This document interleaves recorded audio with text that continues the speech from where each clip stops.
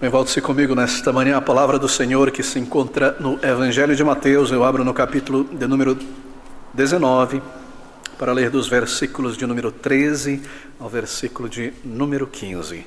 Mateus capítulo 19, estas palavras trouxeram-lhe, isto é, o Senhor Jesus, trouxeram-lhe então alguns meninos, lê-se crianças, para que sobre eles pusesse as mãos e orasse.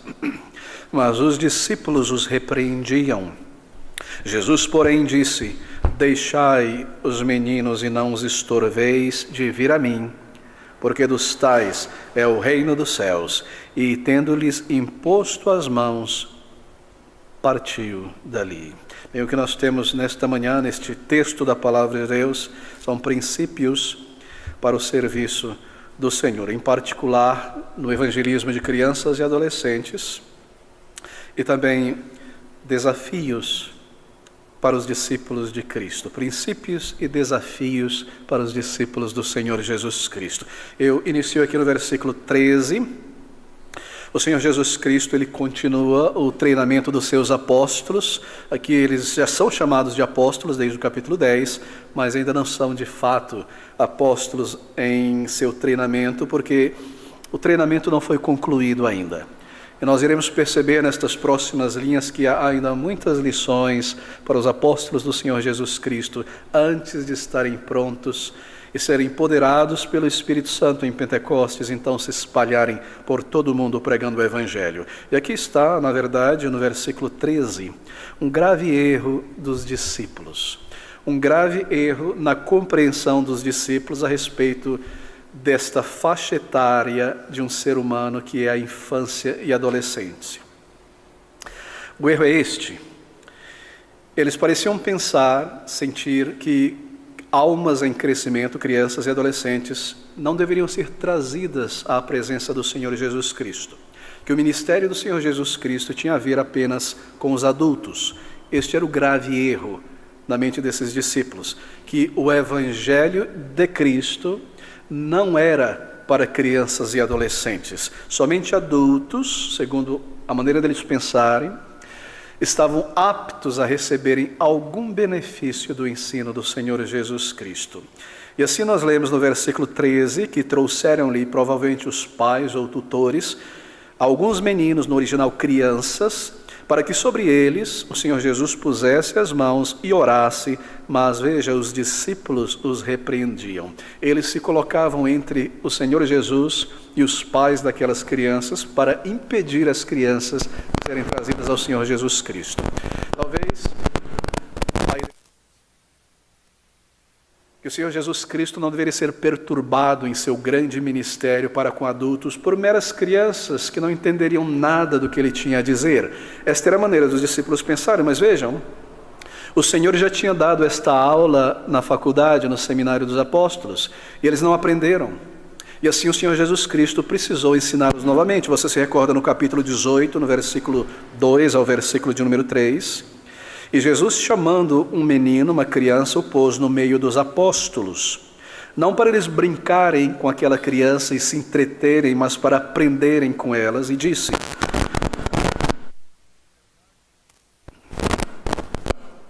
em verdade vos digo que se não vos converterdes e não vos fizerdes como meninos, de modo algum entrareis no reino dos céus. Em relação à salvação, a mensagem do Evangelho de vida eterna, a ponta da flecha que se dirige ao almo do coração, o ministério que era espalhar o Evangelho da graça redentora para a salvação de muitas almas, os discípulos de Cristo estavam errados, gravemente errados.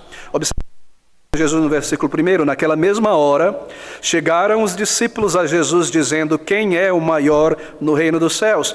Eles estavam se vendo como homens no reino de Deus, o reino político, ao lado de Jesus Cristo, governando as nações, e um desejo de proeminência sobe ao coração daqueles discípulos, e eles decidiram: vamos acabar com esta briga de uma vez por toda, e perguntar ao Senhor Jesus Cristo quem será o primeiro-ministro, o chefe da casa civil, o que quer que seja. Eles se viam dentro do reino de Deus, este reino político, mas o Senhor diz a eles: antes de se verem ali dentro, vocês devem entrar primeiro no reino de Deus. E Jesus, chamando o menino, pôs no meio deles e disse: em verdade vos digo que se não vos converterdes e não vos fizerdes como meninos, de modo algum entrareis no reino dos céus. Então, o ensino: portanto, aquele que se tornar humilde como este menino, esse é o maior no reino dos céus. Eles deveriam ter aprendido isso, mas parece que eles não aprenderam. Trouxeram-lhe então, nosso capítulo 19, 13, alguns meninos, para que sobre eles pusesse as mãos e orasse. E os discípulos deveriam ter recordado: o Senhor ama os pequeninos. O Senhor abriu a porta para eles. Assim, vamos ajudar esses pais a trazer as crianças, empurrar um pouco para o lado, os adultos deixam as crianças passarem. São pequeninos, 2 anos, 3 anos, 10 anos de idade. Mas não, aqui estão eles impedindo as crianças e adolescentes de irem ao Senhor Jesus Cristo. O grave erro na mente dos discípulos a respeito das crianças. É interessante, não é? Porque talvez nós nos encontremos nessa mesma categoria. Você já parou em algum momento como um crente? Alguém que prega o evangelho, que sai às ruas, que evangeliza durante a semana a familiares e amigos, para considerar sobre almas eternas no período da infância? Isso já entrou na sua mente, no contexto do seu evangelismo, no seu testemunho pessoal? Ao pensar, eu devo evangelizar alguém, vem à sua mente que crianças também devem ser evangelizadas, ouvirem o evangelho, porque possuem almas eternas. Você percebe, muitas vezes isso não passa por nossa mente. Parece não passar pela mente de muitos pastores que o comando do Senhor Jesus Cristo para a sua igreja, parte da sua missão é alcançar os pequeninos com o evangelho da graça redentora. Me parece que muitos crentes não consideram, não concebem que crianças possuem alma. Me parece que alguns crentes pensam que a alma entra no ser humano aos 18 anos de idade ou aos 21 anos de idade, porque são poucos os esforços da igreja ou de indivíduos em particular em levar o evangelho às crianças. E por levar o evangelho às crianças, eu quero dizer, adaptar a linguagem à mente deles. Tomar estas verdades eternas de uma maneira simples, direta e clara, sem subestimar a inteligência das crianças, falar para elas de Cristo Jesus, do estado e da condição da alma delas, de uma maneira que elas compreendam. E esse é um comando do Senhor Jesus. É isso que significa deixar vir a mim os pequeninos, isto é, tire os empecilhos do caminho. Faça com que elas cheguem até mim, o Salvador, e ouçam a mensagem de perdão e vida eterna. Acaso nós já consideramos isso, queridos amigos? E aqui está então o grave erro desses discípulos. Meus queridos irmãos, será que o ministério de uma igreja evangelística deve voltar-se somente para os adultos? E para as crianças e adolescentes mais novos, apenas entretenimento? Parece ser isso que muitos pensam. Quantas igrejas há hoje em dia cujo ministério sério da palavra de Deus, do evangelho, é dirigido apenas aos adultos? E quantas salas há para crianças, onde tudo que é oferecido a elas é entretenimento, música, desenho, fantoche, algum tipo de passatempo? Por que nós fazemos essa diferenciação? Será que nós imaginamos que a alma da criança é pura e que ela já está salva e que o pecado original não contaminou as crianças?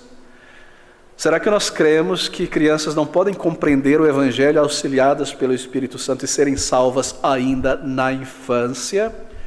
É grave, não é, este erro? E ele persiste ainda em nossos dias, que discípulos do Senhor Jesus Cristo não parecem perceber que o evangelho também é para crianças. Bem, no versículo de número 14, o Senhor então comanda os discípulos. Jesus, porém, disse, observe, está no imperativo: deixai os meninos, aqui crianças, e não os estorveis de vir a mim. Não impeça, não empurre eles de lado, não fique na frente deles para que eles não consigam passar e chegar até mim. Não seja um estorvo, porque dos tais é o reino dos céus. Conforme ele já ensinou aqueles discípulos no capítulo 18, os primeiros versículos. remover os obstáculos, o estorvo. A igreja tem a obrigação de cuidar espiritualmente da alma dos mais novos. Agora pense comigo, qual é a primeira mensagem que uma alma perdida deve ouvir? O Evangelho.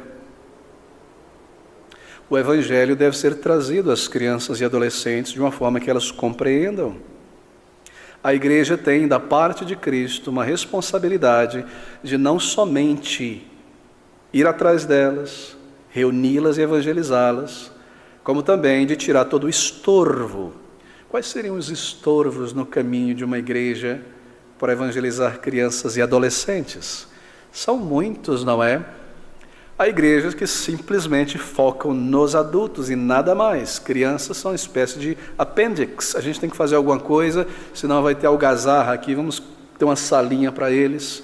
E algum tipo de entretenimento enquanto os adultos estão sendo ensinados. Não, meus queridos irmãos, esse não é o ensino do Senhor Jesus Cristo Salvador. Nós cremos que as crianças devem estar sob o ministério da Palavra de Deus, o Evangelho da graça redentora em Cristo Jesus. Bem, no versículo 15, nós aprendemos que crianças podem ser salvas. E tendo-lhes imposto as mãos, partiu dali. Não é interessante? O Senhor não performou um ato teatral aqui. Ele de fato outorgou a estas crianças uma bênção que se desdobraria na vida delas ao longo da jornada delas da vida adulta. Ele os abençoou, ele lhes impôs as mãos. É claro, esse é um costume da cultura judaica. Nós recordamos de Jacó, não é, abençoando os filhos de José, colocando a mão sobre a cabeça e rogando de Deus uma bênção, que foi então dada por Deus àqueles dois filhos que receberam parte na herança de Israel em Canaã.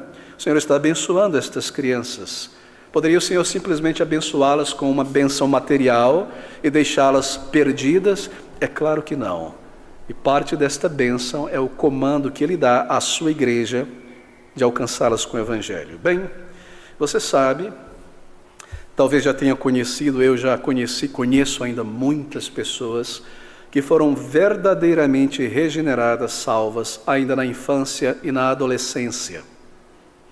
Nós podemos começar da própria palavra de Deus. Samuel, 9, 11 anos de idade, aprendendo do Senhor ali com o profeta, no templo, servindo, e o Senhor o chamou pessoalmente para a salvação e para o ministério da palavra. Samuel, fala, Senhor. Nós pensamos sobre Davi, é claro, salvo na adolescência. Se você separar alguns desses salmos da adolescência, da juventude de Davi, você percebe como Deus o conduziu à fé, ao arrependimento e à fé. Ele, como um pastor ali nos campos, nos montes de Belém, próximo a Jerusalém, conduzindo as suas ovelhas, sentava-se na grama, olhava para o céu, à noite com as ovelhas ali, via as estrelas e os astros e reconhecia a grandeza de Deus, Salmo 19 e tantos outros, e foi levado a adorar ao Senhor, e a temer ao Senhor, e a buscar ao Senhor, e conhecer o seu poder e a sua misericórdia, ainda na adolescência. 16, 17, 18 anos de idade, muito provavelmente. Nós lemos sobre Abias, filho de Jeroboão. É claro, Josias, o menino rei. Nós lemos também sobre Obadias, não é? Disse a Isaías, o teu servo, teme ao Senhor e o serve desde a sua mocidade. Nós lemos sobre Timóteo, que aprendeu de sua avó Lloyd, as palavras de vida eterna, e de sua irmã, sua mãe também, na adolescência, então separado para a obra do Senhor. Assim, queridos amigos, almas eternas salvas. Eu conheço uma senhora, ela faleceu na verdade alguns anos atrás, que foi verdadeiramente salva pelo Senhor. Ouvi ela dar o seu testemunho, a conhecer pessoalmente na vida já adulta, idosa, que foi salva pela misericórdia de Deus aos 5 anos de idade. Jonathan Edwards, em um dos seus escritos, narra sobre várias crianças salvas por Deus e como ele percebia estas afeições espirituais genuínas do Espírito na alma dessas crianças, a transformação. Queridos amigos, é maravilhoso, Deus salva almas eternas na infância. Nós devemos crer nisso, nós devemos obedecer o comando do Senhor e levar o Evangelho. Não é mais fácil nem mais difícil, são almas eternas e é pelo poder do Espírito, pela instrumentalidade dos servos de Deus, comunicando com clareza o Evangelho à alma delas. Assim, nós temos o comando do Salvador, e todo crente no Senhor Jesus, e toda igreja que deseja ser bíblica, deve incluir crianças e adolescentes em seu ministério evangelístico. Há muitos textos, nosso tempo não nos permite, mas quero tocar ainda em alguns detalhes, alguns pontos aqui. Bem, nós devemos, é claro, buscar as crianças para Cristo, enquanto elas ainda são crianças. Nunca menospreze o trabalho de evangelismo com crianças. Nunca menospreze. O Senhor Jesus Cristo, Ele exalta o trabalho de evangelismo com crianças e adolescentes aqui. Há muitas vantagens, há frutos. O coração do Senhor é para com os mais novos, como nós vemos aqui. E uma igreja que tem o coração de Deus para com os mais novos também recebe muitas bênçãos do Senhor. Assim, nunca menospreze o trabalho de evangelismo de crianças e adolescentes. Porque aqui em nosso país nós temos muitas vezes este sentimento, pensamento sobre as crianças na igreja como algo de só menor importância. Porque por causa do mau exemplo de muitas igrejas, por onde passamos talvez, onde crescemos, onde crianças são maltratadas espiritualmente. Não é uma crueldade que o Evangelho é negado às crianças enquanto estão na infância, a almas eternas enquanto estão na infância. A melhor idade para se ouvir o Evangelho é a infância. Você sabe que a mente da criança é como a areia limpa da praia pela manhã. As primeiras impressões ficam ali, não é? Ficam na mente da criança, ela carregará isso ao longo da sua vida.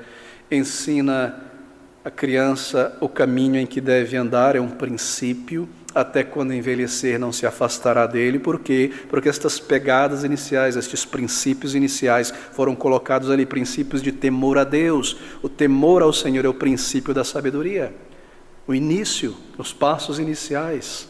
Como nós poderíamos negar o Evangelho, que é a sabedoria de Deus revelada à alma de nossas crianças? A menos se nós somos contaminados pela visão de muitos evangélicos sobre as crianças. Crianças estão aí para serem entretidas até que elas cresçam, a gente pode falar com elas de uma maneira mais séria e apresentar o Evangelho. Não, queridos amigos, deixai, diz o Senhor, tire o estorvo do caminho para que elas venham a mim. É claro, este é um princípio deixado aqui.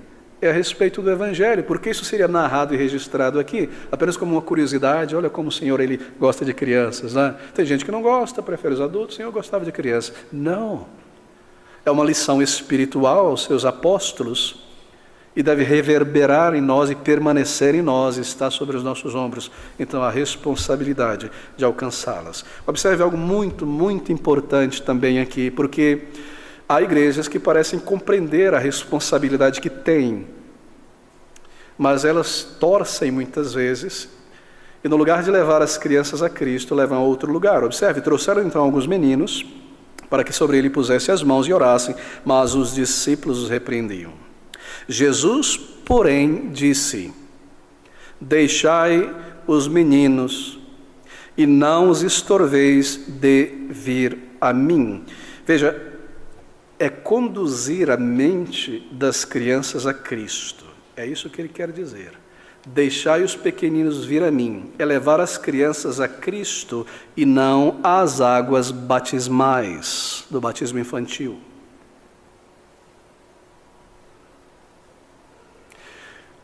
Não me delongarei neste ponto.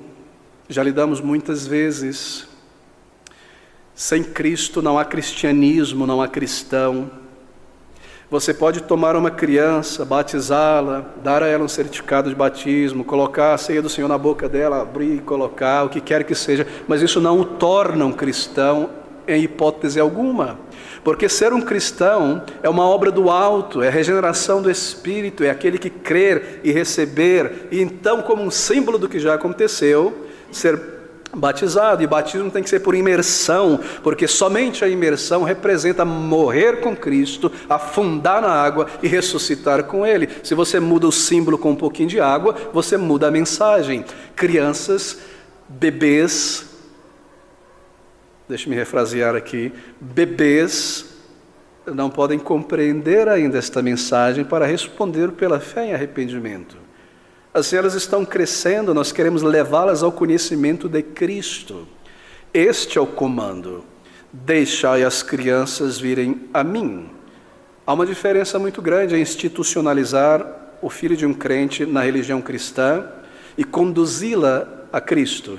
Institucionalizar uma criança na religião cristã e presumir que sobre ela está a bênção de Deus salvífica e que é uma pessoa salva até que seja provado o contrário na adolescência, do que levá-la a Cristo. Deixa eu fazer apenas uma pergunta bíblica para aqueles que sustentam o batismo infantil. Independente do todo argumento sobre a circuncisão, a promessa para vós e vossos filhos e a todos quanto Deus chamar, é claro, a pergunta é esta: quando um ser humano entra neste mundo, ele está sob a cabeça federal, que é quem? Ele é descendente, ele é geração de quem? Ao entrar neste mundo, ao sair do ventre de sua mãe, espiritualmente falando, quem é o seu cabeça federal? Quem o representa? Adão. Como pode ser agora receber bênçãos simbólicas de crentes que têm, cuja cabeça federal é o Senhor Jesus Cristo? Você percebe a diferença? Bom, eu não me delongarei mais, mas apenas um ponto para você considerar. Agora ouça com muita clareza, nós não precisamos entrar nos meandros teológicos, basta estas palavras. Jesus, porém, disse: deixai os meninos e não os estorveis de vir a mim, porque dos tais é o reino dos céus. Veja, pastor, acabou de se contradizer. Eles já estão no reino de Deus, já pertence a eles entraram para dentro do círculo da graça, embora não um círculo interior. Não, queridos amigos, salvação vem pela fé no Senhor Jesus, e é necessário que eles creiam e se arrependam e confessem a Cristo, e é possível para crianças conhecerem a Cristo e a salvação pela fé, como nós já enumeramos vários aqui. Bem, eu fecho este parêntese, porque há muitas outras questões que são levantadas neste ponto, mas aqui está a obra de evangelização: deixai os meninos vir a mim. Se nós iremos evangelizar crianças, esta obra de evangelização, ela deve ser feita pela igreja e deve ser feita de maneira regular, contínua. Nós alcançamos os adultos de uma maneira regular e contínua. Todos os domingos esta congregação desce às portas do metrô, às ruas, aos pontos de ônibus. Estamos também em Congonhas, a IBD evangelística, o evangelismo de adultos nos cemitérios, em Aparecida do Norte, porta a porta, etc. Nós devemos incluir as crianças nesta regularidade. Não está bom apenas ter uma campanha, um esforço esporádico, 1 ou 2 vezes no ano para reunir as crianças. Deve ser regular. Elas podem partir a qualquer momento, assim como os adultos. A mesma compaixão, a mesma mentalidade evangelística que nós temos para com os adultos, nós devemos ter para com as crianças. Assim, nós precisamos de algo regular, de algo sistemático, de algo organizado, semanal, contínuo. Bem, a melhor maneira então de cumprir isso é através de uma EBD evangelística todos os domingos. Trazê-las, deixai-os vir a mim e buscá-las. E dominicalmente, quando o povo de Deus se reúne para juntar esforço para fazer isso, que precisa de gente para buscar, levar, trazer, lecionar, evangelizá-las. Bem, deixe-me exaltar um pouco aqui as virtudes do evangelismo de crianças e adolescentes, regular, dominicalmente. É claro, a Bíblia é central. Nós não estamos reunindo as crianças para entretê-las, para dar refresco e brincar, e elas terem um tempo de alegria aqui. Sim, isso também tem sua parte em algum outro momento, mas nós proclamamos a elas uma mensagem. Ao trazê-las aqui, este é o nosso objetivo, claro. Nós iremos levar a elas uma mensagem, a mensagem do Evangelho da Graça Redentora. Nós também não nos sentamos com ela para discutir o que elas pensam, o que elas sentem, o que elas acham a respeito de todas essas coisas. Não é uma questão de um debate de opinião, mas para proclamar, instruí-las, informá-las de uma maneira clara, sensível, amigável, claro, a respeito destas verdades eternas. Assim, a Bíblia é central. Eu digo isso porque, crescendo numa igreja evangélica e lendo e observando muito material para crianças e adolescentes, porque há muito material, me recordo, e recentemente estava folheando um material ou outro, de ver pouquíssima Bíblia, pouquíssima palavra de Deus nesses materiais. Há muitas revistas para crianças e adolescentes, e ali há certas máximas morais, um cartoon, uma pequena história, uma anedota, uma receita disso, uma brincadeira disso, e alguns versículos espalhados ali sem comentário algum. Quase nada de Bíblia ali. Pouquíssima explanação do Evangelho. Assim, a Bíblia é central. É da Bíblia que nós tiramos a mensagem. Nós utilizamos aqui nesta igreja o material Lições para a Vida, estes 4 livros com esboços evangelísticos. É o mesmo Evangelho trazido aos adultos deste púlpito todos os domingos. Mas é claro, numa maneira que a criança compreenda. São faixas etárias diferentes, mas nós proclamamos a elas uma mensagem. Assim, a Bíblia é central em nosso esforço. E se a Bíblia é central, a mensagem da Palavra de Deus é central, e a Palavra de Deus é uma mensagem que vem a nós de uma maneira racional, isto é, cobra a compreensão de termos, palavras e conceitos, embora sendo espiritual, é claro, ela deve ser comunicada também de uma maneira séria, porque é uma mensagem de vida ou de morte, não é? É muito triste, às vezes, penso eu, quando você ouve crentes falarem sobre o evangelismo de crianças e adolescentes como uma escolinha, a salinha. Não é triste? Ou você vê aqueles desenhos tão infantilizados nos recursos visuais, tudo é diversão, e nada parece ser dirigido à mente racional, como se crianças não pudessem compreender, lhe sendo ensinado de uma maneira clara. É uma mensagem de vida ou morte, você não pode ficar brincando com estas coisas. Você não pode usar um fantoche para falar sobre morte eterna, sobre vida eterna, sobre pecado, sobre arrependimento, que você pensaria do seu médico, que tivesse que dar o teu diagnóstico de câncer, ele dizer, você tem 6 meses de vida, e ele se escondesse atrás da mesa, levantasse um fantoche, falasse, olha, você tem 6 meses de vida. O que é isso? É uma mensagem séria, clara e profunda, e este teor, este elemento da gravidade do Evangelho deve ser mantido também. Mas nós queremos trazer isso, e a mensagem de vida eterna, de perdão em Cristo Jesus, é algo a respeito da vida e da eternidade. A palavra de Deus é central, e a maneira como a palavra de Deus trata desses assuntos deve também refletir na maneira como nós comunicamos às crianças. Claro, com singeleza, com clareza, mas com seriedade. Não é apenas informá-las sobre algo, nós queremos urgir em estar com elas, que busquem ao Senhor. E em tudo isso, nós estamos confiando no poder do Espírito de Deus, que irá tomar estas palavras e afetá-las espiritualmente para o arrependimento e a fé. Da mesma maneira que nós confiamos que as palavras que nós compartilhamos nas ruas e nos pontos de ônibus, o Senhor usará estas palavras para afetar a mente de adultos também. Assim, a nossa missão é uma só. A toda criatura pregar o Evangelho, e certamente neste comando de Cristo está incluído crianças, porque são criaturas também, possuem almas eternas e aptas pelo Espírito a compreenderem a palavra e a serem salvas, regeneradas. Mas vejam, os discípulos, nós lemos aqui, não estavam atentos a isto. Trouxeram-lhe então alguns meninos para que sobre eles pusesse as mãos e orasse, mas os discípulos os repreendiam. Isso nos ensina que há em todas as épocas muitos obstáculos, estorvos diante da igreja para trazer as crianças ao conhecimento das verdades do Evangelho. Se você pensasse ou considerasse em tua mente esses empecilhos e obstáculos, quais você apontaria como os maiores obstáculos para a igreja alcançar crianças e adolescentes com o Evangelho? Quais seriam eles? Em alguns países, está começando a chegar ao nosso, alguns crentes dizem que o maior obstáculo para alcançar as crianças são as legislações governamentais que impedem falar, buscar, tocar, conversar, ensinar, deixa a criança escolher o que ela quiser, coisas dessa natureza. Sim, certamente algum tipo de obstáculo está aí no caminho.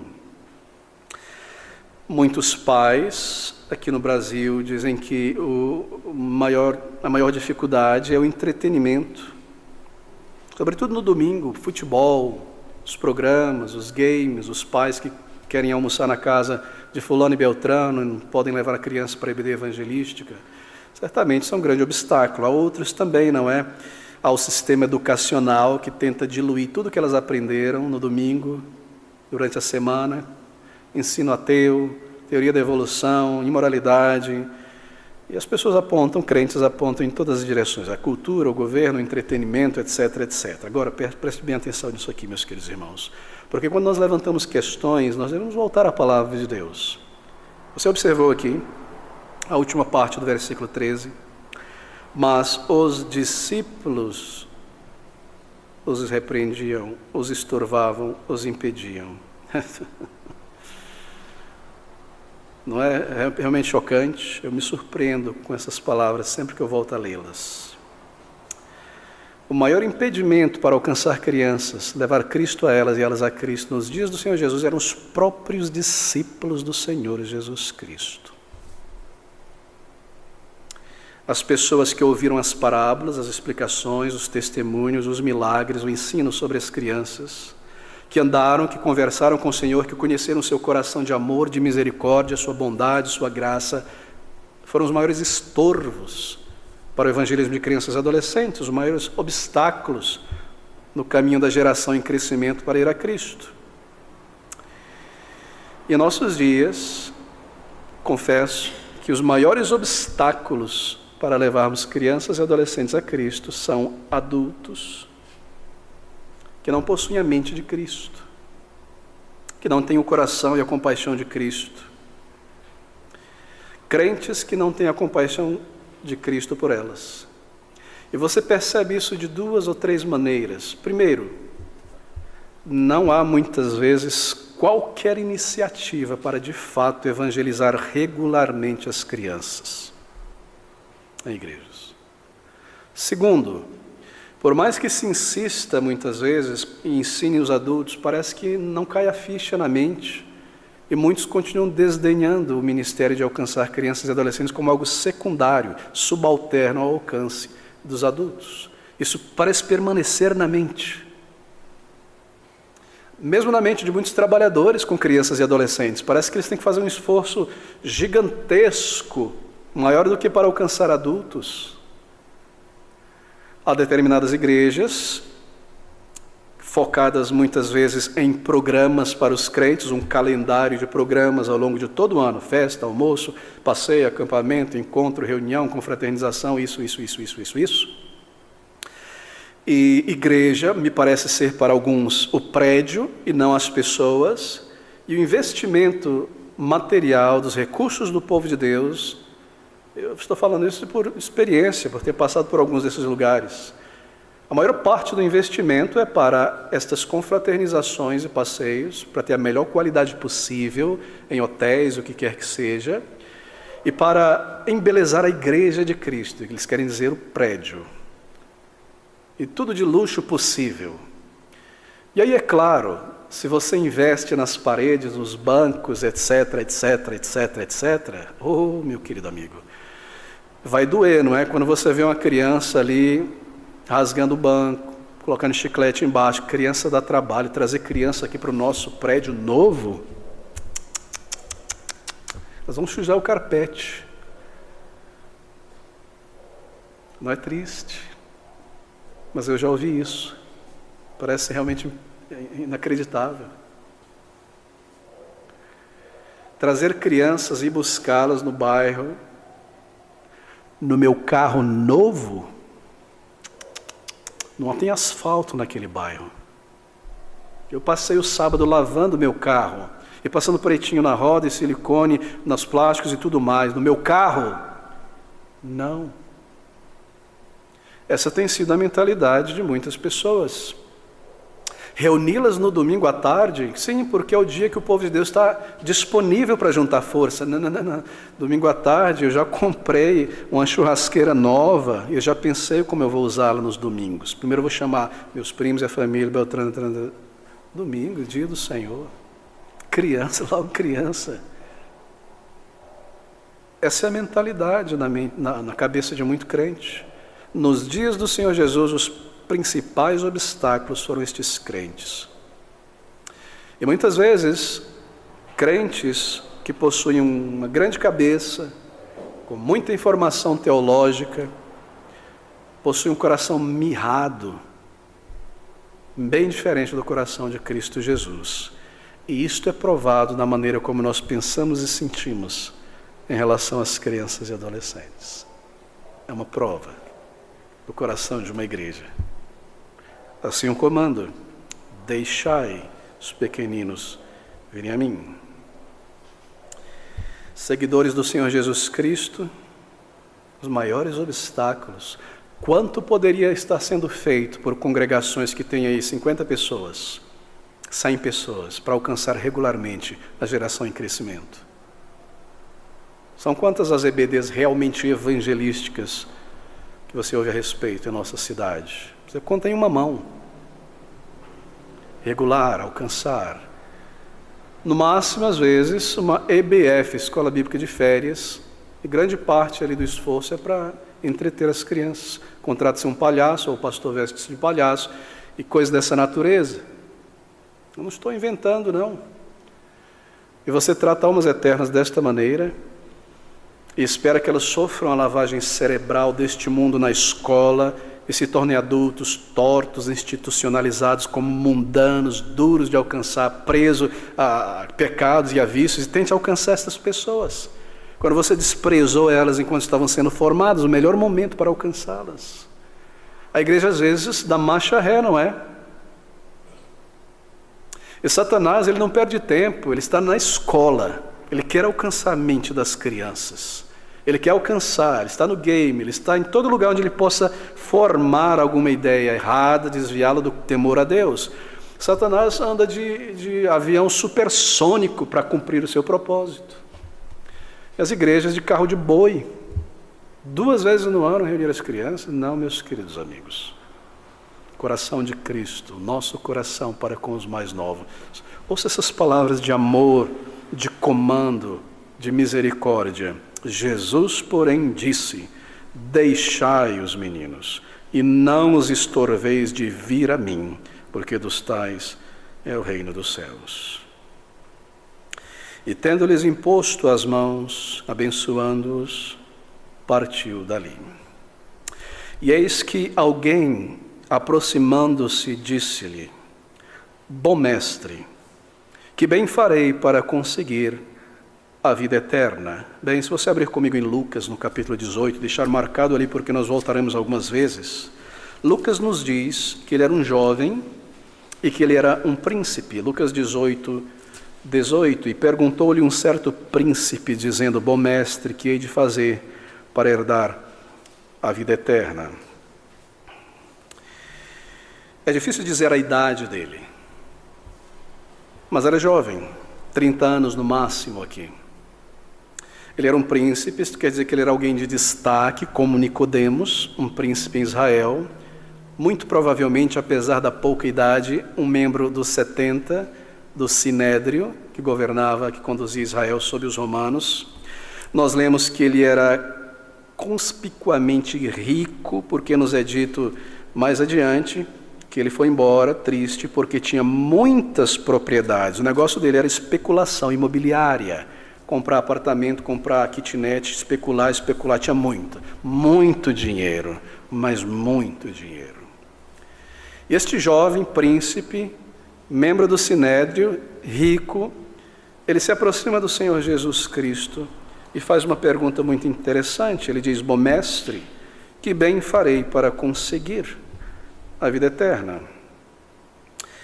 É interessante, é um jovem modesto, na verdade, e há certas qualidades destacáveis aqui nele. Veja, diferente dos demais líderes judeus, que eram caracteristicamente orgulhosos, vaidosos, este jovem se apresenta com uma certa simplicidade, estava disposto a ir a Jesus Cristo de Nazaré, que se vestia de uma maneira simples, chamá-lo de mestre, professor, rabino, e fazer-lhe uma pergunta tão importante quanto esta. Havia uma certa modéstia ali, não é? Ele estava disposto a receber conselho do Senhor Jesus, enquanto os demais líderes não queriam nem passar perto do Senhor Jesus Cristo nessa altura aqui. O Senhor Jesus era desprezado pelos colegas deste príncipe, e Marcos nos diz que ele correu até o Senhor Jesus Cristo e prostrou-se. É difícil para nós compreendermos isso, mas um rabino, um escriba, um fariseu, em hipótese alguma correria. Ele estava vestido com seu uniforme religioso. Seria ridículo correr. Ele apenas andava em sua autodignidade. Este jovem, ele corre para que o Senhor não saia e vá para outro lugar e se prostra diante dele. Um judeu, membro da alta classe, jamais faria isso, muito menos se prostrar. Nós lemos também que ele era moralmente irrepreensível. O Senhor diz a ele em sua resposta, no versículo 18, versículo 16, ele sabe os mandamentos, você sabe os mandamentos, guarda-os. E disse-lhes quais, e o Senhor traz a lista. E no versículo 20 ele diz, tudo isso tenho guardado desde a minha mocidade, que me falta ainda? Para ser um jovem moralmente irrepreensível, especialmente sendo um jovem na idade da juventude, e tendo muita grana no bolso. Não é interessante? Há outras qualidades aqui. E este jovem que chega ao Senhor Jesus Cristo para lhe fazer esta grandiosa pergunta. Mas veja como ele se introduz e o pronome de tratamento que ele usa para Cristo. Bom mestre, que bem farei para conseguir a vida eterna?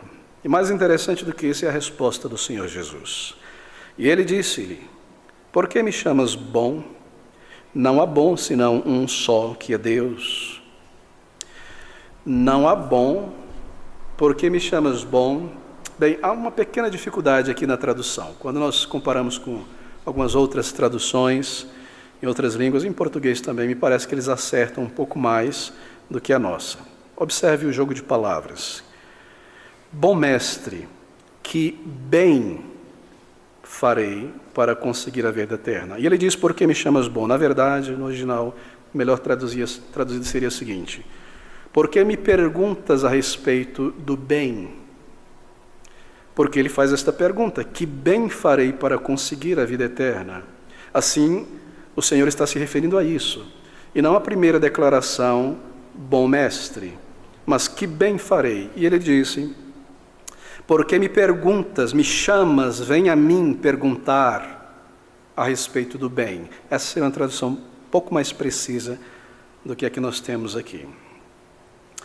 Às vezes ele não está chamando o Senhor de mestre elevado, Senhor da glória, Kyrios. Ele usa o termo aqui, professor, didascaleios, bom professor.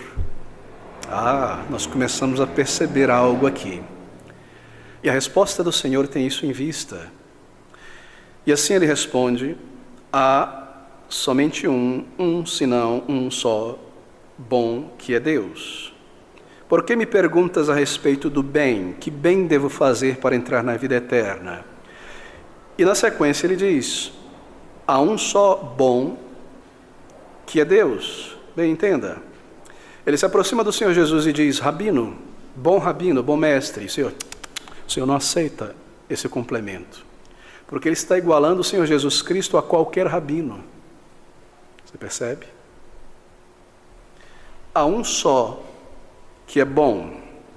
Ele declina o título de bom professor, porque não está incluso nele o reconhecimento da sua divindade. O Senhor irá ensiná-lo algo, e treiná-lo, e prepará-lo. O Senhor está elevando a compreensão desse jovem a respeito do Senhor Jesus Cristo. Ele não é apenas um mestre que eu me ligo a ele para aprender os caminhos e os princípios como faziam os judeus e eu sou seguidor deste rabino, o quem quer que seja. Ele não deveria ser comparado apenas a um rabino. Bom, diz ele, mestre, rabino perfeito, completo. Somente Deus merece este tratamento. Isso está de acordo com o ensino do Senhor Jesus Cristo aos discípulos. Os apóstolos, eles estão ouvindo ali, eles estão aprendendo.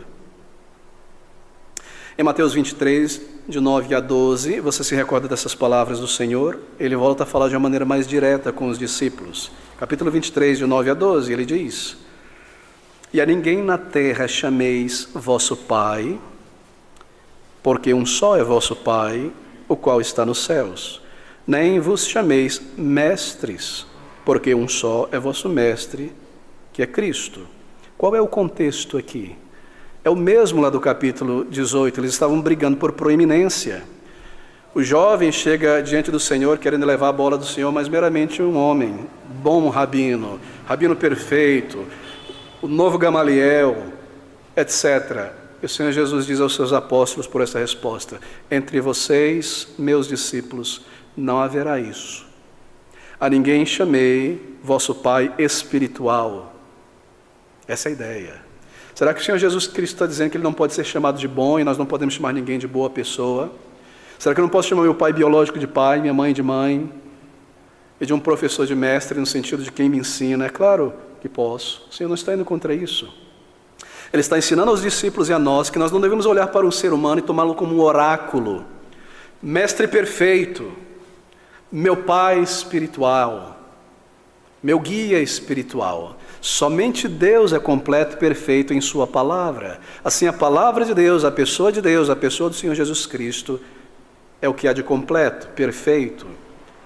Assim, nós não devemos tratar outros seres humanos como pais espirituais, no sentido de o meu guia espiritual é este homem. Não, é o Senhor, é a palavra do Senhor. E pastores devem tomar todo o cuidado para que isso transpareça. É uma aflição para mim, ao preparar o ensino, tomar todo o cuidado para que nenhum crente, por mais que respeite esse pastor, e eu agradeço por isso, não dependa completamente de mim para compreender a palavra de Deus. O meu esforço ao ensinar estas verdades é ensinar a maneira de compreendê-las, de estudá-las, para que você também, com a palavra de Deus em tua mão, você possa estudá-la e compreendê-la, e ser discípulo de Cristo, e ter a tua fé sobre o Senhor e não na argumentação filosófica teológica de homens. Mas há muitos que parecem desprezar esse princípio em nossos dias na internet, não é? Eles querem trazer para si a glória por meio das suas respostas, boas respostas a certos problemas e questões. E terem séquito de seguidores. A ninguém se comporte desta maneira, diz o Salvador. A ninguém chameis desta maneira, com este sentido no coração. Este é meu mestre espiritual, este é meu pai espiritual. Não. Nós honramos e respeitamos aqueles que nos pregaram o Evangelho, não é? Dupla honra, o apóstolo diz em Hebreus 13. Mas nosso guia é o Senhor, é a sua palavra, é a sua pessoa. A ninguém chameis assim, diz o Salvador. E na sequência, então, tendo corrigido isso, e os discípulos entendido isso, nós seguimos em frente. Ele diz: por que me chamas bom? Não há, ou me perguntas a respeito do bem para a vida eterna, não há bom senão um só, que é Deus. Se queres, porém, entrar na vida, guarda os mandamentos. Se queres, porém, entrar na vida eterna, no reino de Deus, ser salvo, guarda a vida eterna. E a resposta é muito tocante, na verdade. Disse-lhe quais? Bem, talvez em sua sinceridade, porque ele já nos disse lá na frente que ele tem guardado os mandamentos. Em seu pensamento ele disse: mas será que há algum mandamento que eu não tenho guardado? Senhor, me diz qual é, qual deles? É claro, há um elemento de orgulho aqui, sim. Qual mandamento eu ainda não cumpri?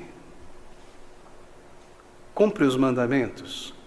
E ele diz, na resposta, Versículo 20, disse-lhe o jovem, depois do Senhor apresentar a lista: tudo isso tenho guardado desde a minha mocidade, que me falta ainda. E se você fizer uma pequena pausa agora e abrir comigo em Marcos capítulo 10, versículo 21, a narrativa paralela a esta, Marcos 10, 21, nós lemos que o Senhor, tendo ouvido isto, Marcos nos diz, e Jesus, olhando para ele, o amou. Ele disse: falta-te uma coisa. Jesus o amou. Não é interessante? Isso quer dizer que Jesus olhou amavelmente sobre ele. A sua sinceridade, o seu esforço, o seu desejo profundo de alcançar isso, a vida eterna, a vida, entrar na vida, a franqueza deste jovem. E o Senhor como que louva isso. Não é interessante? É claro que Ele louva. E é claro que isso é muito bom. Se você abrir comigo em Filipenses capítulo 3, no versículo 6, nós temos ali um outro jovem, príncipe Israel, que guardava todos os mandamentos, segundo a sua compreensão, é claro. E ele nos diz isso, não com desdenho, mas mostrando a validade dessas coisas. É Saulo, Filipenses 3, versículo 6, Paulo agora falando: quanto à lei, segundo o zelo da lei, perseguidor da igreja, segundo a justiça que há na lei, irrepreensível.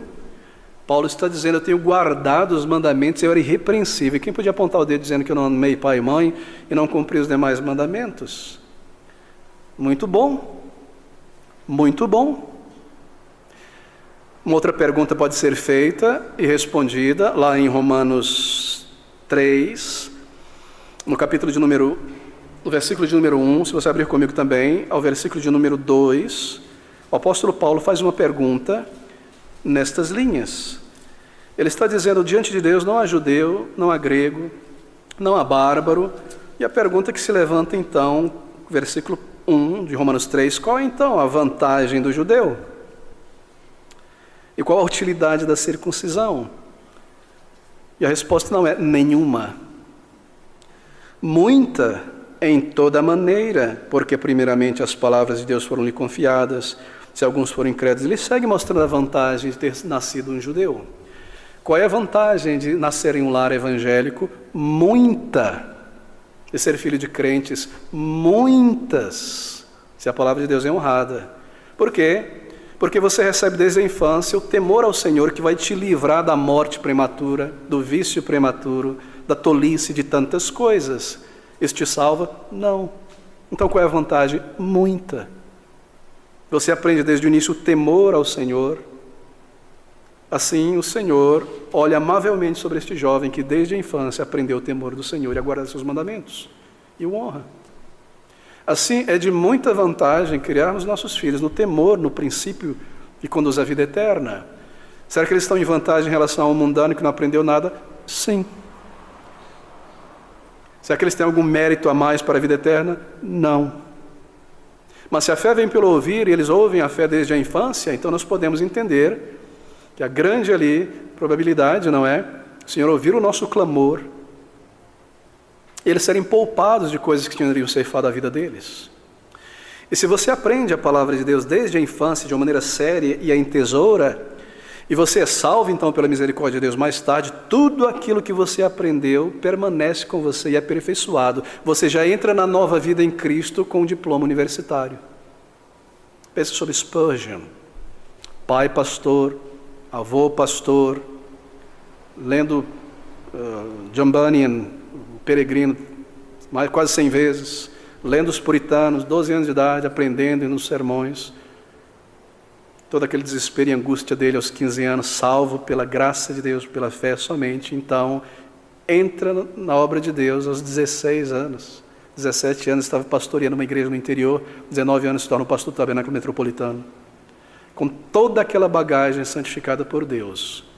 Assim, este é o significado do nosso texto. O Senhor olha sobre ele, como nos diz Marcos, amavelmente, seu desejo profundo, sua franqueza, sua sinceridade. Assim, queridos, isso é muito importante, nós guardamos isso. Será que eu preciso fazer uma ponte para a EBD evangelística novamente? Devemos seguir em frente. Algo interessante a ser destacado aqui. ainda nestas palavras e na maneira como o Senhor Jesus Cristo liga com ele. A pergunta é: bom mestre, que bem farei para conseguir a vida eterna? É uma pergunta sincera, mas errada. Nós lidaremos com isso hoje à noite, em mais detalhes. Porque é um desejo de se justificar pelas obras, não é? Senhor, me diga qual é o desafio que eu tenho que cumprir para que eu seja salvo. Pode falar, estou pronto, diz que eu cumpro. Que bem farei boas obras para, como fruto, como mérito, entrar na vida, herdar a vida, conseguir a vida eterna. O que eu tenho que fazer para chegar a esse patamar? Nós tocaremos um pouco ali. Mas o que eu quero destacar nesta manhã, neste versículo, é isto aqui. E ele, o Senhor Jesus, lhe disse. E na sequência, ele diz: guarda os mandamentos. Não é interessante? Veja o versículo 21, na verdade. Disse-lhe Jesus: se queres, ele diz no versículo 20, tudo isso tenho guardado. Sim, ele tem, mas ele ainda não compreendeu a espiritualidade da lei e do ensino do Senhor Jesus Cristo. Ele está só nos cabeças de família, matar, não entendeu matar no coração, adulterar no coração. Mas o Senhor no versículo 21 não repreende.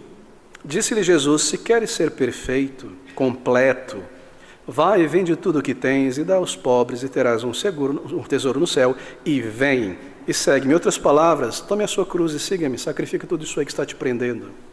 O que eu quero destacar é isso. Ele está dizendo ao Senhor, e o Senhor entendia muito bem: Senhor, quais boas obras me faltam para que eu adquira por mérito esta estrela no meu peito aqui, entrar no céu e chegue lá de pompa? O Senhor Jesus Cristo viu isso, ele está lidando com ele. Mas o Senhor Jesus responde de uma maneira muito interessante. Ele não diz para ele: ah, rapaz, toma vergonha, você quer se justificar pelas obras? Embora de fato pareça que ele queria. Essa é uma abordagem evangelística, nós aprendemos aqui. Esta é uma abordagem sensível, gentil. Ele está lidando com a pessoa, não meramente com um erro teológico. E aqui eu devo destacar certos erros no evangelismo. Quando nós estamos lidando com alguém, tomando um café, na porta do metrô, nos pontos de ônibus, e uma ideia esdrúxula é manifesta, uma heresia completa, você não precisa tirar o porrete e mandar na cabeça da pessoa: mas lembre-se, você não está lidando apenas com uma ideia, você está lidando com uma alma, você quer ganhá-la para Cristo. E aqui está a gentileza de Cristo. Essa é uma abordagem evangelística. E se a pessoa que ainda não sabe nada, está lendo a palavra de Deus e não foi salva, tem um monte de ideia estranha e deseja agradar ao Senhor porque já sentiu que é um pecador, eu quero melhorar e quero tirar isso e tirar aquilo, você não deve detectar: eu estou detectando um esforço por salvação por boas obras. Rapaz, isso é uma vergonha, você para com isso, seu miserável. Não, você percebe isso, mas seja gentil, você quer ganhar esta pessoa. Lembre-se, há uma alma ali, seja uma criança ou seja um adulto. O Senhor simplesmente não derruba ali, confrontando ele, mas diz: se queres ser perfeito, completo, sim, foi muito bom ter guardado os mandamentos desta maneira, mas há o espírito da lei aqui, jovem. Deixe tudo para trás, tome sua cruz e siga-me. O Senhor está identificando o ídolo no coração deste jovem. Assim, nós temos uma abordagem evangelística. Mas deixe-me fazer uma outra aplicação aqui também. O Senhor, nos diz Marcos, olhou amavelmente sobre ele, o amou. Mas ele não era salvo. Como o Senhor poderia colocar tão grande sentimento sobre um ímpio? Bom, não era um ímpio, ele não vivia em impiedade. Ímpio é o pecador que excede a impiedade. Mas é não salvo, e não entendia o espírito da lei. Como o Senhor pôs sentimentos tão sinceros, singelos, verdadeiros em alguém? Sabe o que nós aprendemos aqui, queridos irmãos? Diante de uma passagem como essa, nós devemos fazer a seguinte pergunta: há algo bom no não salvo? E a resposta é sim. Sim. Dependendo da pessoa, muitas coisas. Talvez seja uma pessoa sensível às dificuldades alheias, que ajuda. Isso é maravilhoso, porque isso traz o reflexo da imagem de Deus ainda que, embora enferrujada e torcida em sua alma. Para a salvação, ele desejará se justificar por obras, Mas há algo bom numa pessoa não salva, moralmente falando? Muita coisa. E nós devemos aprender a respeitar a luz que Deus colocou nos outros. Algo que eu possa aprender com o não salvo? Muita coisa. Não o caminho de salvação. Será que eu posso aprender a fazer o bem com o não salvo? Sim. Porque o bem não é apenas um sentimento, é uma demonstração. E há muitos aí que sabem demonstrar muito bem. E nós queremos aprender também isso e excedê-los. Assim há algo a ser aprendido. Nós não queremos desprezar as pessoas e pintá-las de vermelho, com chifre, com arpão, porque ainda não nasceram de novo. Eu não estou falando sobre os ímpios, não é aqueles que excedem na malícia, na ignorância, na incredulidade. Acaso isso os qualifica para a salvação? Obviamente que não. Mas nós devemos aprender a ser pessoas cordatas com as pessoas no mundo. E não estar conversando com elas suspeitam, não salva, ele não pode chegar muito perto. Não. Nós podemos aprender certas coisas. E há muitos que conseguem, pela imagem de Deus refletindo, não é? Não entrarem em elementos teológicos, não é? Providência de Deus. Fazer o bem. Nós sabemos que todo bem que um ser humano possa realizar é graça de Deus, é um reflexo da graça de Deus, não é? Bem, mas eu passo, então, eu fecho este parênteses aqui. Versículo 21, a abordagem evangelística do Senhor. Então, no versículo 22 ao versículo 23, nós devemos agora correr. Nós lemos assim. Disse então Jesus, na verdade a resposta do Senhor choca aqueles discípulos. Disse-lhe Jesus, se queres ser perfeito, vai, vende tudo o que tens e dá aos pobres, e terá um tesouro no céu. E vem e segue-me. E o jovem, ouvindo esta palavra, esta última agora, retirou-se triste, porque possuía muitas propriedades. Quando ele ouviu esta palavra, foi demais. Ele não estava desejoso de trocar mamon por Cristo. O seu coração estava apegado a estes bens. Foi um desafio demasiado. Foi um teste demasiado. E aqui ele desmorona. E aqui ele compreende algo. Na verdade, Paulo compreende algo que este jovem não compreendeu. Veja, eu estou fazendo um paralelo entre Saulo de Tarso, jovem Saulo, e este jovem. E Saulo, ele nos diz que ele estava muito bem consigo mesmo, satisfeito e alegre consigo mesmo, porque era irrepreensível na lei. Ele imaginava ter guardado toda a lei. Até que um dia, tranquilo ali, deixa eu recapitular aqui a lei, ver como eu tenho guardado. Isso aqui eu tenho guardado, uma Deus sobre todas as coisas. Tenho até perseguido os cristãos, esse povo, amado pai e mãe, nem me diga. Como alguém que tem dinheiro, né, fica contando as cédulas, você pode olhar de novo, quanto é que eu tenho mesmo? Fico olhando. Paulo recapitulando ali. Até que ele chegou no último mandamento, que diz assim, não cobiçarás. Aí ele foi passando esta nota e veio à mente dele, peraí, isso aqui é algo subjetivo. É dentro de mim, inteiramente dentro de mim, não cobiçar ou cobiçar. E de repente veio à mente dele, eu tenho cobiçado a cadeira de Gamaliel. Eu tenho cobiçado uma cadeira na universidade de Tarsus. Eu tenho cobiçado uma estátua minha nas cidades gregas aqui em Jerusalém. Eu tenho cobiçado nome, eu tenho cobiçado reverência dos outros, eu tenho cobiçado um séquito de discípulos, eu tenho cobiçado. E aí ele diz, aquilo que eu achei que era para o meu ganho, que era para o meu bem, de repente me matou. Porque eu percebi que eu tinha quebrado a lei em meu coração. Eu era um homem cheio de cobiça. E este é o caso deste jovem. O Senhor põe diante dele um princípio que revela o coração idólatra, a cobiça no coração dele. Eu quero manter estas propriedades. Eu quero Cristo, mas eu também quero tudo mais desta vida. E se Cristo me disser que eu não posso deixar, que eu tenho que ir sem nada em minhas mãos, esse é o desafio. E aqui é revelado o seu coração. E é isso que está acontecendo aqui com este jovem. Havia um ídolo no seu coração que era a cobiça, como Saulo, lá em Romanos 7. Mas deixa eu fazer uma outra aplicação aqui, queridos amigos. É claro, o Senhor está condenando por inteiro as riquezas? Não. Qual é o uso da riqueza por um crente? Bem, o nosso tempo não nos permite entrar em alguns pontos práticos, mas deixe-me resumir nessas palavras. Para um crente, se Deus o abençoa em algum momento com riquezas materiais, o uso da riqueza por um crente é se desapegar dela e colocar aos pés de quem deu a ele. É usar os bens materiais para a glória de Cristo, para o avanço do seu reino e do seu nome. Este é o uso da riqueza para um crente. Se Deus abençoa e tudo vem dele, em particular um crente, é porque ele tem em vista a sua igreja, alguma necessidade, porque esta igreja está avançando, avançando, avançando, e não consegue mais adiante, porque não tem recurso para buscar criança lá do outro lado da cidade, ou aqui e acolá. E o Senhor talvez levante alguém para que ele traga e supra essa necessidade, não para o seu bel prazer. Assim, este é o uso da riqueza pelo crente, se desapegar dela, colocando-as aos pés daquele que lhe deu, ao uso do Senhor Jesus Cristo. E no versículo 25, então, estas palavras, os seus discípulos, ouvindo isto, admiraram-se muito, ficaram de queixo caído, dizendo: quem poderá, pois, salvar-se? Quem poderá, pois, salvar-se? Bem, eles entenderam a conversa do Senhor Jesus e aquele jovem, alguém que confiava nas riquezas. E o Senhor Jesus diz no versículo 26, e Jesus, olhando para eles, disse-lhes: aos homens é isso impossível, mas a Deus tudo é possível. Observe como eles compreenderam. Então Pedro respondendo diz: eis que nós deixamos tudo e te seguimos, que receberemos? Aos homens, como eles veem a salvação, quem poderá salvar-se? A pergunta.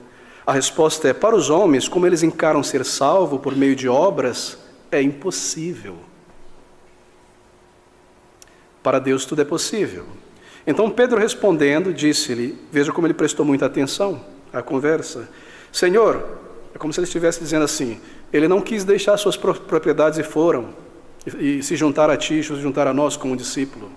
Ele não quis deixar e repartir os seus bens e se juntar a ti.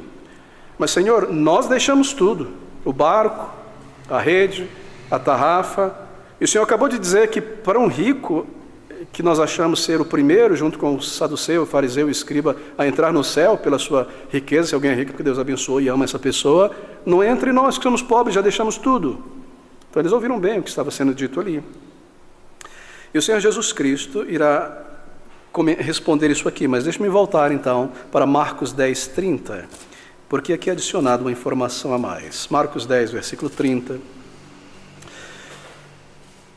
29, começamos pelo 29, Jesus respondendo disse: em verdade vos digo que ninguém há que tenha deixado casa, ou irmãos, ou irmãs, ou pai, ou mãe, ou mulher, ou filho, ou campos, por amor de mim e do Evangelho, que não receba 100 vezes tanto já neste tempo, em casas, irmãos, irmãs, e mãe, e filhos, e campos com perseguição, e no século futuro, a vida eterna.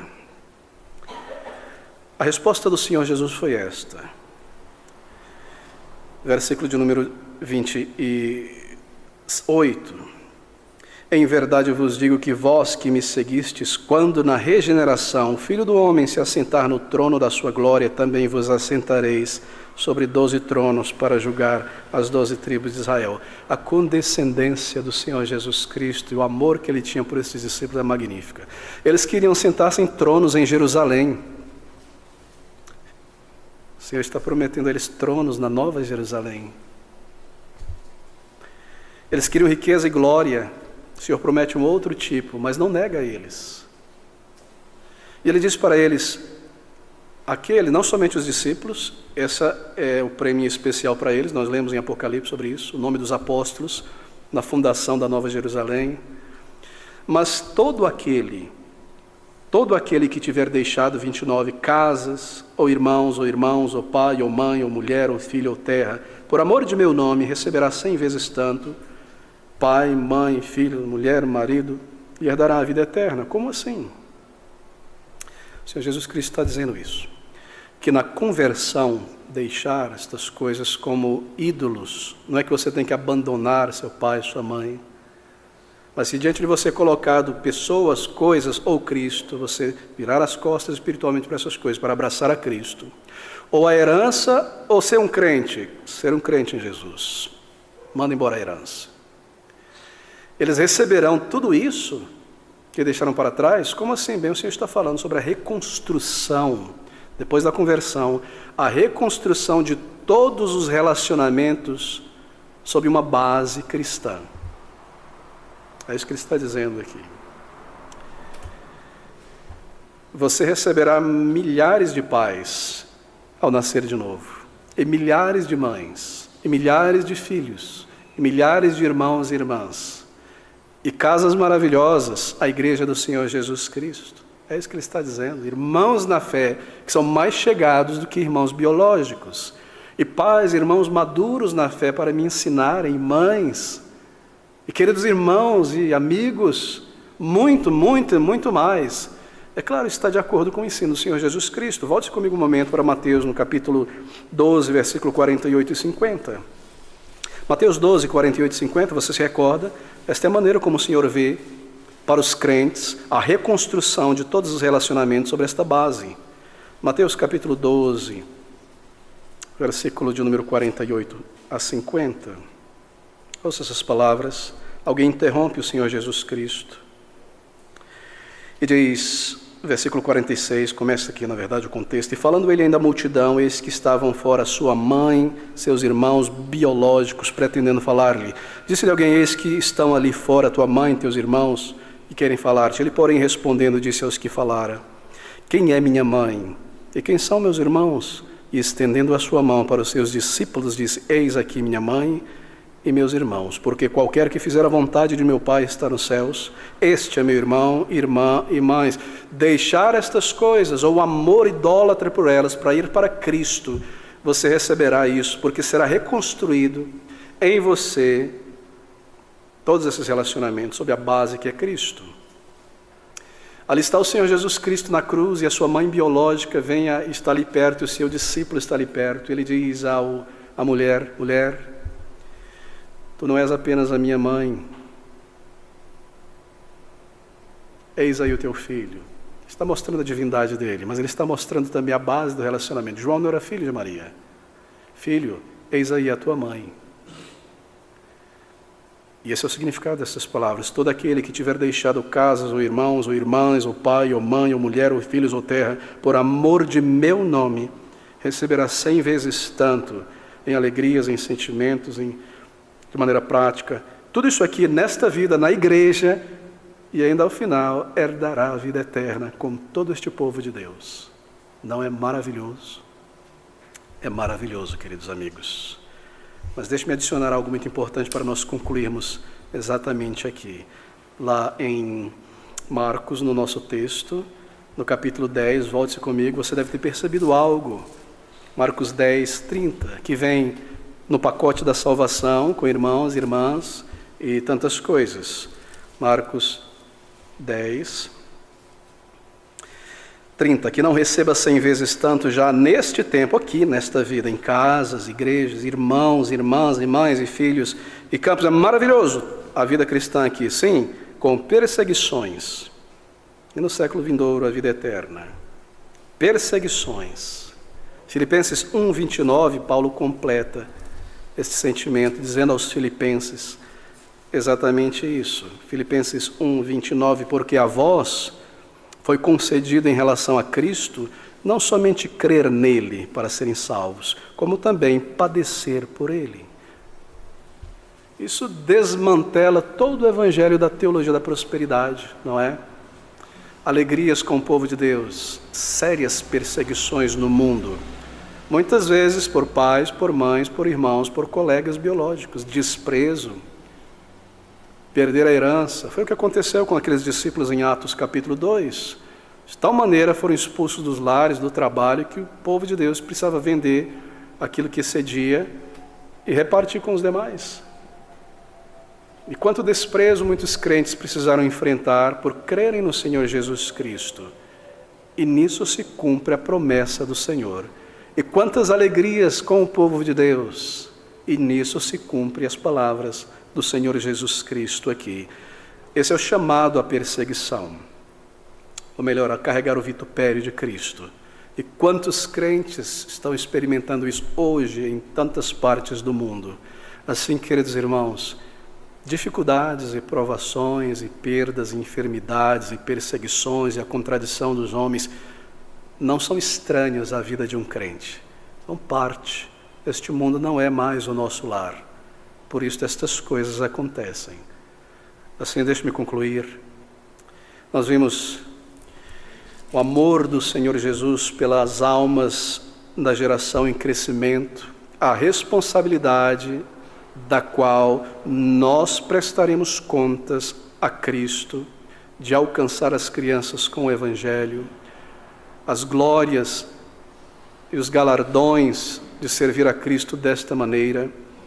E nós observamos a abordagem evangelística do Senhor Jesus Cristo também aqui nestas palavras, que nos ensina como alcançar almas. Nós observamos também tantas outras questões ensinadas aos discípulos, e nós guardamos isso em nosso coração. Aqui está o Senhor Jesus treinando aqueles discípulos, e esse é o nosso treinamento. Nós devemos guardar e aplicar e orar ao Senhor pedindo auxílio para tirar do nosso coração todo sentimento que não está alinhado com os sentimentos de Cristo, com crianças e adolescentes, com o adulto não salvo, para de fato alcançá-las, não é? Servindo ao Senhor até aquele grande dia, mesmo que por meio de perseguições, servindo ao Senhor até aquele grande dia.